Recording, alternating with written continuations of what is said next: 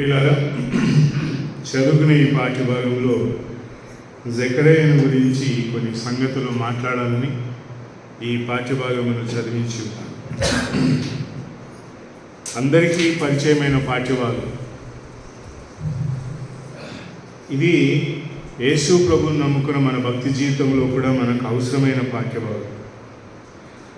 జకర్యాను గురించి ఎలాగో రాయబడింది అంటే, అతడు అబియా తరగతికి చెందినవాడు. అతడి వంతు ఎలాగొచ్చిందంటే, of course of Abijah and his wife of daughters of Aaron.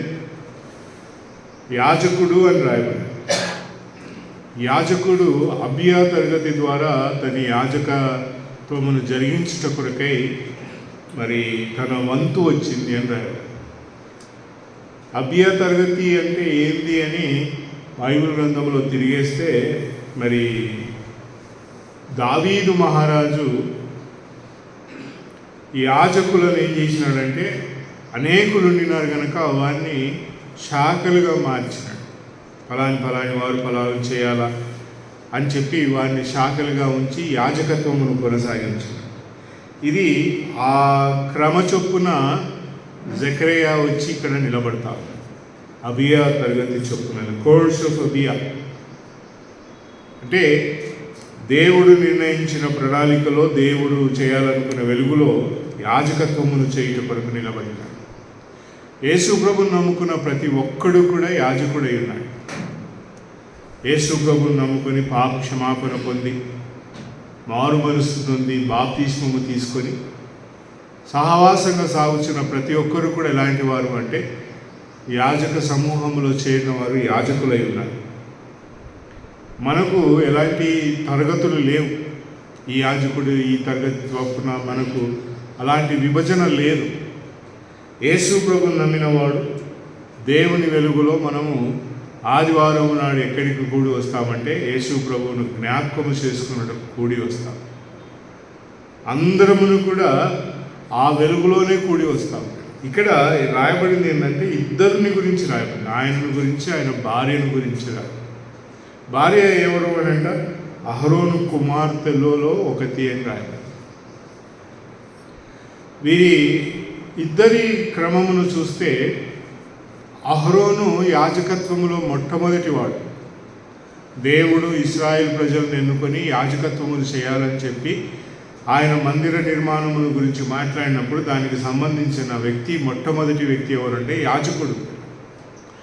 అహరోను ఎలాంటి యాజకుడు అయినా అంటే, ఇశ్రాయేల్ ప్రజలందరినీ కూడా తన యాజకత్వపు వెలుగులో, తన యాజకత్వ ధర్మములో అరణ్యములో నడిపించినవాడు. ఎందులో నడిపించినాడు అహరోను? వారిని ఐగుప్తు దేశం నుండి తీసుకొని వచ్చి అరణ్య ప్రయాణం అంతట్లో కూడా తీసుకొని వెళ్ళినవాడు అహరోను. అహరోను యొక్క యాజకత్వము దేనికి సంబంధించింది అంటే, అరణ్యమునకు సంబంధించింది. ఈ జకర్యా ఎక్కడికి, మరి జకర్యా భార్య ఎక్కడి నుంచి వస్తుందంటే, అహరోను కుమార్తె అని రాయబడింది. అంటే ది ఆఫ్ స్ప్రింగ్, కొనసాగించేవాడు. ఈ మాటలలో మనకు అగుపడేది ఏంటంటే, ఒకటి జకర్యా క్రమచొప్పున ఆరాధన లేదా యాజకత్వము చేయుటకు తన క్రమచొప్పున వచ్చి నిలబడినాడు. రెండవది గుర్తు చేస్తుంది ఏంటంటే, జకర్యా భార్య అరణ్య ప్రయాణములో సాగుచున్న వ్యక్తుల యొక్క జీవితమును తెలుపుతాం. అహరోను ఐగుప్తు దేశంలో అనేక క్రియలను జరిగించినాడు. అహరోను ఎందుకు జరిగించినంటే, మోషే అన్నాడు, అయ్యా నేను నోటి మాధ్యం గలవాడని నేను మాట్లాడలేను అంటే, దేవుడు అహరోనును జతపరిచినాడు. అహరోనును జతపరిచిన తర్వాత అహరోను ప్రతిదీ కూడా ఫరో ఎదుట జరిగించినాడు. ఫరో ఎదుట ఎలా నిలబడినా అంటే, దయాదాక్షిణ్యాలు లేనివానిగా నిలబడినాడు. ఏమాత్రమును కూడా ఫరోపై కనికరమును చూపిన వానిగా అహరోను నిలబడలేదు. ఆయన సాగించిన వెలుగు తీర్పును తీర్చుకుంటూ ఐగుప్తును దాటి అరణ్యంలోనికి వచ్చినారు. అరణ్య మార్గములో ఎలాగూ ఇశ్రాయేలు నడిచినట్టు అహరోను చెప్పిన వెలుగులో నడిచినారు. ఇది మన ప్రభు అయిన యేసుక్రీస్తునకు నిదర్శనంగా కనబడతాం. అహరోను యాజకత్వం ఎలాంటిది అని అంటే, మన ప్రభు అయిన యేసుక్రీస్తు భూలోకములో కొనసాగించిన యాజకత్వమును కనబడుతుంది. యేసు ప్రభు ఈ భూలోకంలో అహరోను ఎలాగో తన క్రియలను జరిగించుకుంటూ దేవుడు చెప్పిన ప్రకారం చేసుకుంటూ వెళ్ళినాడు, యేసు ప్రభు కూడా అలాగే ముంగుర్తుగా కనబడ్డాడు. దేనికి అంటే యాజకత్వ వెలుగులో వీళ్ళిద్దరూ వచ్చి నిలబడినారు. వీళ్ళిద్దరు ఎలా ఉన్నారంటే, ఒక ఆయన క్రమమున వచ్చి నిలబడినాడు, ఇంకొకరు ఎలాంటి వారు అంటే అరణ్య ప్రయాణమును కొనసాగించే వారి వెలుగులో కనబడి. అంటే యాజకత్వపు వెలుగు క్రమములో జరగాల. ఇంకెలాంటిదంట, అరణ్య ప్రయాణమును దృష్టిలో పెట్టుకొని మన యాజకత్వము జరగాల. అరణ్యములో ఏముంటుంది? క్రూరముగాలు ఉంటాయి. అరణ్యములో దేవునికి ప్రీతికరమైనది, నీకు ప్రీతికరమైనది ఏది కనబడదు. అరణ్య ప్రయాణములో మనం చూడగలిగేదంతా కూడా ఎవరు కనబడతారు అంటే, దేవుడు ఇశ్రాయేలీలకు కనబడిన వెలుగంతా వారి ప్రయాణములో కనబడిందంటే అగ్నిస్తంభం కనబడింది, మేఘస్తంభం కనబడింది, ఇంకా వేరేది ఏది కనబడదు. చూసినంత మేరలో వారికి అరణ్యమే కనబడింది. యేసు ప్రభుని నమ్ముకున్న వానికి ఈ ప్రయాణములో క్రమము అవసరము. రెండవది ఏంటంటే అరణ్య ప్రయాణము అవసరం. అరణ్య ప్రయాణము నీకు నాకు ఏం తెలియజేస్తుంది అంటే బోధిస్తుంది. అరణ్యంలో ఉన్నప్పుడు దేవుని గొప్పతనమును గురించి వివరణ, విశ్లేషణ నీకు నాకు అర్థమవుతుంది. ఎవడు నీ చుట్టూ లేనప్పుడే దేవుని గొప్పతనం నీకు అర్థమవుతుంది. అందరు నీ చుట్టూ ఉంటే దేవుని గొప్పతనం నీకు అర్థం కాదు. వీరు ఎలాంటి వారంట, జకరయ్య మరి ఆయన భార్య ఎలిజబెత్ ఇద్దరు కూడా మరి చక్కగా దేవుని 6వ వచనంలో రాయబడింది, and they where both just before God. అరణ్య ప్రయాణంలో వారు ఎన్ని సంవత్సరాలు బహువృద్ధులైనారు. బహువృద్ధులుగా ఎలా ఉన్నారంట, వారు నీతిని అనుసరించి నడుస్తా ఉన్నారు. యేసు ప్రభుని నమ్ముకున్న భక్తి జీవితంలో యేసు ప్రభుని నమ్ముకొని ఒక ఎత్తులో సాగితే రెండో ఎత్తు ఎలాగొస్తుందంట, నీతిని అనుసరించి నడవాలి. వీరి ప్రయాణంలో మరి జకరియా ఎలాంటి వెలుగులో ఉన్నాడు అని అంటే క్రమంలో ఉన్నాడు. ఆయన భార్య ఎలాంటి వెలుగులో కనబడుతుందంటే అరణ్య ప్రయాణములకు సంబంధించిన వెలుగులో కనబడతాం. వీరిద్దరి ప్రయాణంలో వీరి గురించి దేవుని వాక్యం ఏం చెప్తా ఉంది అంటే, వారు నీతిమంతులు అని మాట్లాడతాం. అంటే నీతిని అనుసరించి నడిచిన వారు. యేసు ప్రభుని నమ్ముకున్నవాడు నీతిమంతుడు, కానీ నీతిని అనుసరించి నడవాలి. నీతిని అనుసరించి నడవడం అని అంటే ఈ లోకంలో ఉన్న వాటిని త్యజించడము అంట, లేకుండా విసర్జించడం, ఈ లోకమును అనుసరించకుండా సాగడం. యేసుక్రీస్తు ప్రభు భూలోకంలో ఆయన ఒక మాట అన్నాడు మత్తయి సువార్త, ఏమనంటే, ముందు నా రాజ్యమును నా నీతిని వెతకండి అన్నాడు. నీతిని అనుసరించాలంటే ఎక్కడుంది నీతి? పౌలు ఒక మాట మాట్లాడతాడు చూడండి, తిమోతికి రాసిన పత్రిక 2వ పత్రిక 2వ అధ్యాయం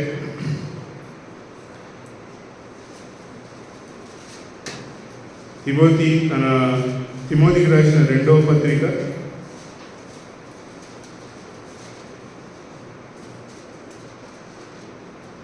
22వ వచనం, 2వ అధ్యాయం 22వ వచనం, 2వ పత్రిక 2వ అధ్యాయం 22వ వచనం.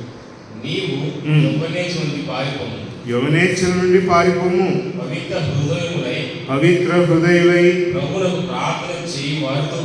ప్రభువునకు ప్రార్థన చేయు వారితో కూడా నీతిని, విశ్వాసమును, ప్రేమను, సమాధానము వెంటారు. ఏమేమి వింటారనంట? అక్కడ నీతిని అనుసరించి నడిచినారంటున్నాడు, కానీ ఇక్కడ ఏమంటున్నాడంట ఆయన? పర్స్యూ రైచియస్నెస్, నీతిని, విశ్వాసమును, ప్రేమను, సమాధానం. ఈ 4 ఏం చేయాలంట? వెంటాడాల. ఎక్కడ దొరుకుతుంది నీతి? ఎక్కడ దొరుకుతుంది సమాధానం? ఎక్కడ దొరుకుతుంది ప్రేమ? ఎక్కడ దొరుకుతుంది విశ్వాసం? అంటే వెంటాడమంటూ ఆమెనాడు. ప్రభువు నామమును ఒప్పుకున్నవాడు ప్రతివాడు దుర్నీతి నుండి తొలగిపోవాలి. ఫస్ట్ చేయాల్సింది ఏంటంటే పైన అంటాడు, అదిగో 19వ వచనంలో, అదిగో ఆయనను దేవుని స్థిరమైన పునాది నిలకడగా ఉంది, ఇది దానికి ముద్రై ఉన్నది. ప్రభువు నామమును ఎరిగిన ప్రతివాడు ఏం చేయాలంట? దుర్నీతి నుండి తొలగిపోవాలి. నీతిని వెంటాడాలి అని అంటే ఏం చేయాలంట? జకరియా, ఎలిజబెత్లు ఇద్దరు ఏం చేసినట్ట? నీతిని అనుసరించి బహువృద్ధులై నడిచినారు అని రాయబడి. ఒకరోజు కొరకు వారు నడవలే. యేసు ప్రభును వెంబడించేవాడు, యేసు ప్రభును రక్షకునిగా అంగీకరించిన వాడు ఏం చేయాలి? ఫస్ట్ మెట్టు ఏం చేయాలంటే దుర్నీతిని ద్వేషించాలి. డిపార్ట్ ఫ్రమ్ ఇట్, దానిలో నుంచి తొలగిపోవాలా అని ప్రభువు మాట్లాడతారు. దుర్నీతి నుండి తొలగిపోకపోతే నీతిని వెంటాడాలి. నీతిని, ప్రేమను, విశ్వాసమును, సమాధానమును వెంటాడాలి. యేసు ప్రభుని నమ్ముకున్నవాడు ఈ లోక సంబంధమైన వెలుగులో దుర్నీతి అంటే ఏంది అని అంటే ఒక మాట ద్వితీయోపదేశ కాండంలో చదువుదాం. దుర్నీతి అనే పదానికి దేవుడు ఇశ్రాయేలుకు చెప్పిన వెలుగులో ఆయన ఏం తెలియజేసినాడో చూడండి. ద్వితీయోపదేశ కాండం 12వ అధ్యాయం 30వ వచనం. ద్వితీయోపదేశ కాండం 12వ అధ్యాయం 30వ వచనంలో చక్కని దుర్నీతి అనే మాటకు ఈ వచనాలు చదువుదాం.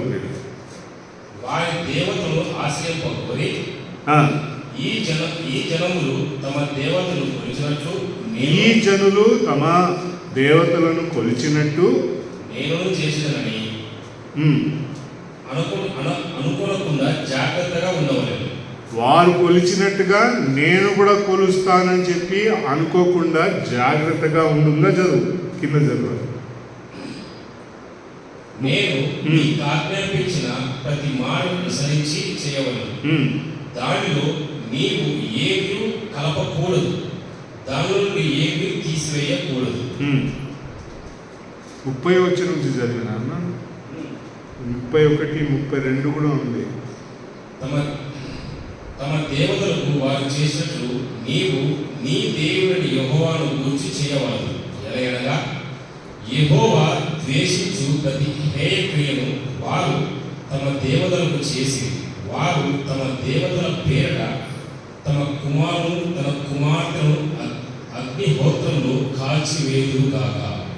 నేను మీకు ఆజ్ఞాపించుచున్న ప్రతి మాట అనుసరించి చెయ్యవను. దానిలో నీవు ఏమీ కలపకూడదు, దాని నుండి ఏమీ తీసివేయకూడదు.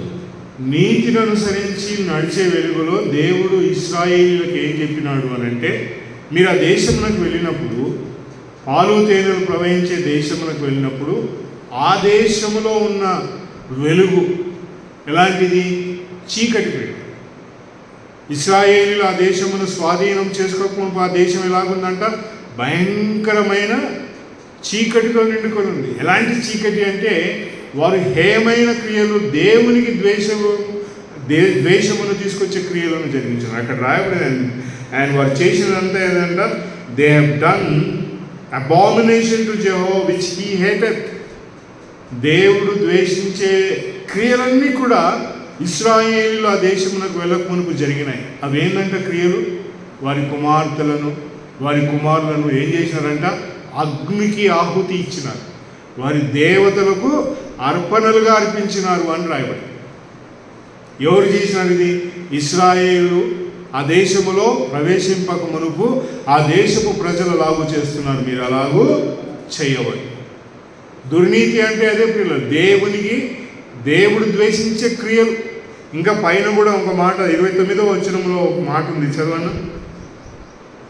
29వ వచనంలో నీవు వారి దేశము స్వాధీనపరచుకొనుటకు వెళ్ళుచున్న జనములను నీ దేవుని యెహోవా నీ ఎదుట నుండి నాశనము చేసిన తర్వాత నీవు వారి స్వాస్థ్యము స్వాధీనపరచుకొని వారి దేశంలో నివసించినప్పుడు వారు నీ ఎదుట నుండి నశింపవేయబడిన తరువాత నీవు వారి వెంట వెళ్ళి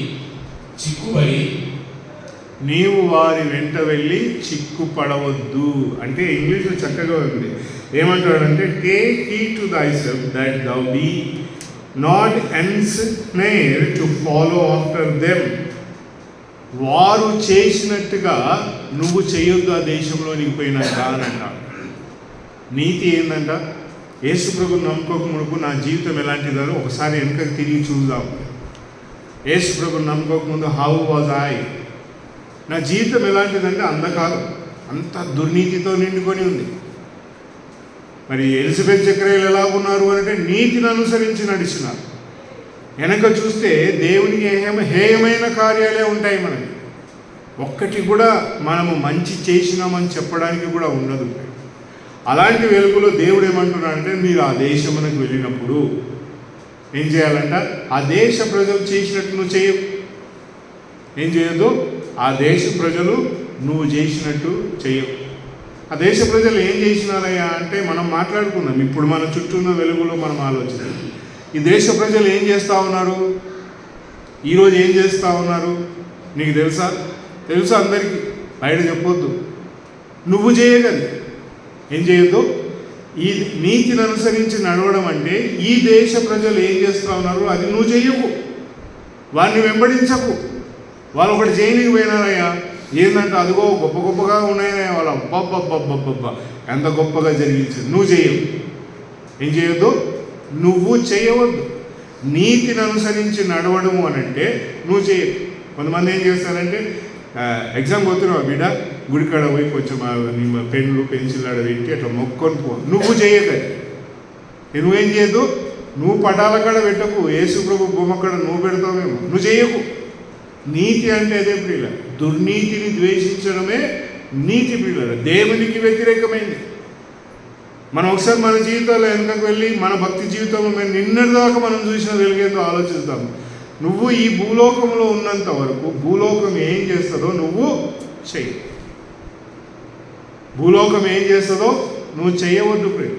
అవి హేయమైన క్రియలు ఎలాంటివి అంటే కుమార్తెలను వారి దేవతలకు ప్రతిమలకు అగ్నిలో ఆహుతిగా ఇచ్చిన క్రియలు ప్రియులు. ఎంత దుర్మార్గం అది! దేవుని దృష్టిలో ఎలాగుండిందంట, హేయంగా కనబడింది. ఆయన ఆ క్రియలను చూసి వారిని అసహించుకున్నాడు. అసహించుకొని వారిని తరిమి ఇశ్రాయేలును తీసుకొచ్చి పెట్టినాడు. యేసు ప్రభువుని నమ్ముకున్న నీ భక్తి జీవితంలో నీవు యేసు ప్రభువుని నమ్ముకొని నీ ప్రయాణంలో సాగించుతున్న వెలుగులో యేసు ప్రభు వారి కొరకై ఎలాంటి జీవితమును జీవించాలో ఆలోచించాలి. అలాగ చేయకపోతే మనము దేవుని గణపరచడం.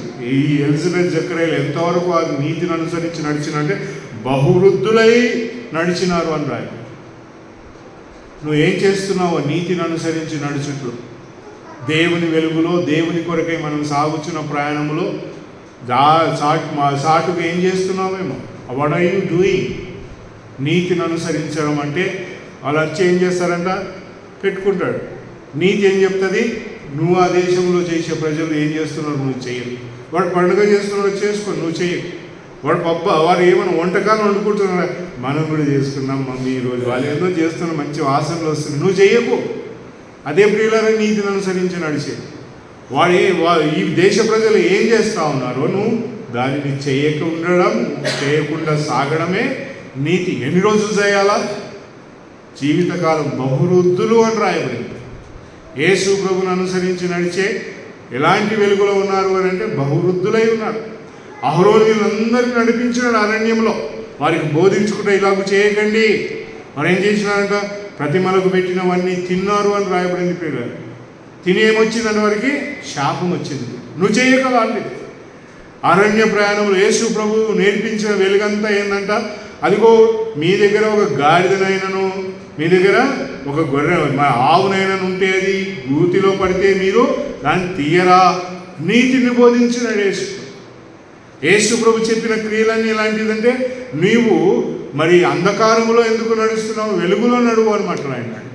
All speaks about righteousness. పిల్లలు నీతిని అనుసరించి నడచడం, దేవుని కొరకై సాగడం. పిల్లలు నీతిలో ఇంకొకటి ఏంటంట, దేవుని గ్రంథంలో మనం చూస్తే ఈ 12వ అధ్యాయం చక్కని వెలుగుంది పిల్లలు. ద్వితీయోపదేశ కాండంలోనే ఏం చేయాలని నీతిని అనుసరించి 17వ వచనం చదవాలి.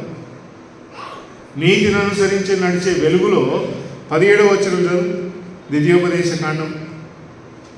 నీ ధాన్యమునేమి నీ ధాన్యమునేమి నీ ద్రాక్షారసమునేమి నీ ద్రాక్షరసమునేమి నీ నూనెలేమి నీ నూనె ఏమి దశమ భాగములను నీ గోవులదేమి నీ గోవులదేమి నీ గొర్రె మేకల మందలోనిదేమి నీ గొర్రె మేకల మందలోనిదేమి తొలిచూరు పిల్లలను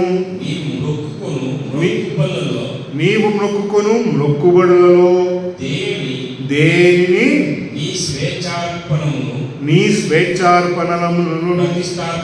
ప్రతిష్టార్పణలను ఏం చేయొద్దంట, నీతిని అనుసరించి ఏం చేయొద్దు, నీ ఇంట తినకు. దేవుడు మాట్లాడుతున్న మాట ప్రియ. ఆ దేశంలోకి వెళ్ళినప్పుడు ఆ దేశ ప్రజలు ఏం చేస్తారో నువ్వు చేయ.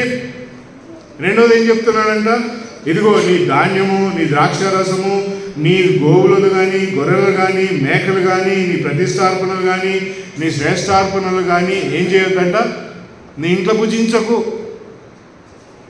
జీతం వచ్చింది ఏం చేయాలంటే ఫస్ట్ నాకు ఒక చీర కొనుక్కురాపో. ఫస్ట్ జీతం వచ్చింది ఏం చేయాలంటే నీకు బట్టలు లేవు కదా, నువ్వు ఫస్ట్ బట్టలు కొనుక్కోపో. దేవుని భాగమునకు సంబంధించిన వెలుగంతా దేవుడు మాట్లాడుతాడు. నీ ధాన్యం ఎక్కడ తినొద్దంట?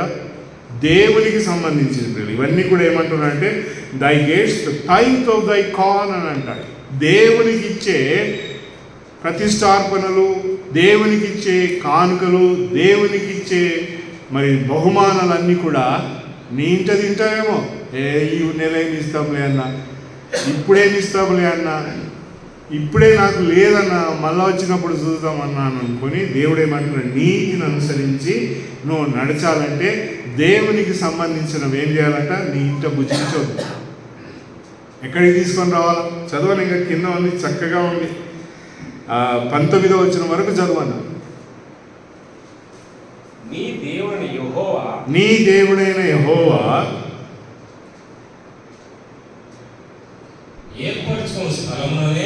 ఏర్పరచుకొనిన స్థలముననే నీవు నీ కుమారుడు నీ కుమార్తె నీ దాసుడు నీ దాసి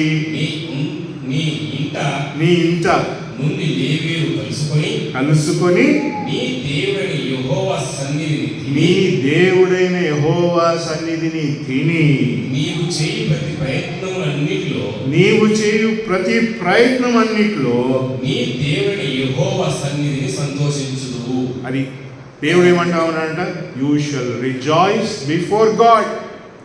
ఒకటి, నువ్వు ఆ దేశమునకు పోయిన తర్వాత ఆ దేశ ప్రజలను అనుసరించవు, వారు చేసినవన్నీ పక్కకు దొబ్బు అంటా ఉన్నాడు. రెండవది ఏంటంట?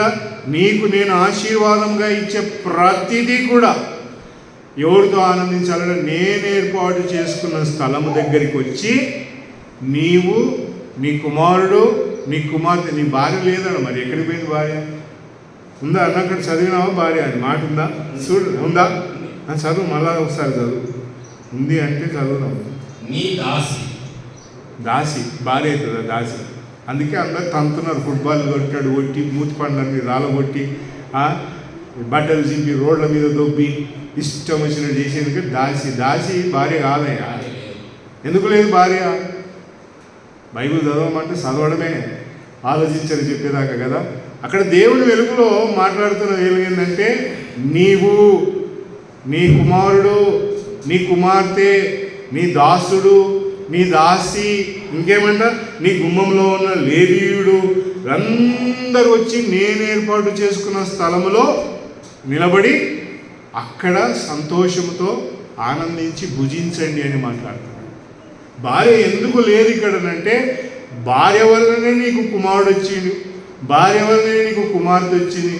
ఆ ఇద్దరు వచ్చినారు కనుక పనిచేయడానికి దాసుడు కావాలా, ఆ ఇద్దరు వచ్చినారు కనుక నీకు పనిచేయడానికి దాసి కావాలా, ఆ ఇద్దరు వచ్చినారు కనుకనే నీ కుటుంబం అభివృద్ధి దేవుడు నీ చేతి పనిని దీవించినాడు కనుక now come to the place. నీతిని అనుసరించి నడిచే వెలుగులో ఎలిజబెత్ జకర్యాలు నడిచిన వెలుగు ఎలాగుంది అని అంటే వారు బహువృద్ధులై దేవుని నీతిని అనుసరించినారు. లోకంలో ఉన్న వాటిని అంతటినీ పక్కకు దొబ్బి వారు దేవుని నీతిలో నడుచుకుంటూ ఏమన్నారట? అంతటినీ కూడా ఆయన ఏర్పాటు చేసుకున్న స్థలం. దేవుడు ఇప్పుడు నీ కొరకు ఏర్పాటు చేసుకున్న స్థలం ఏంది?